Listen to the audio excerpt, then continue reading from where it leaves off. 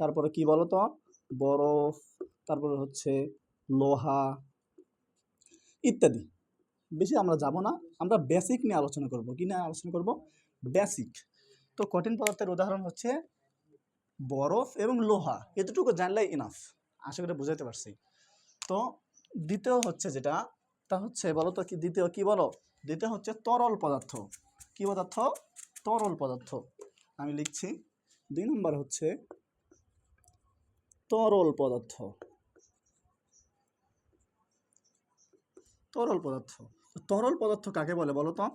তরল পদার্থ বলতে তরলগুলো কি কি বলো, কি কি হতে পারে? তরল হতে পারে পানি, হতে পারে বা দুধ হতে পারে, তরল জাতীয়, বুঝছো? তো তরল পদার্থে কি কি থাকতে পারে? নির্দিষ্ট একটা ভর থাকতে পারে, নির্দিষ্ট একটা কি থাকতে পারে বলো? নির্দিষ্ট একটা ভর থাকতে পারে এবং নির্দিষ্ট একটা আকার থাকতে পারে। কি থাকতে পারে বলো তো? নির্দিষ্ট একটা আকার থাকতে পারে। আর কি থাকবে না? নির্দিষ্ট একটা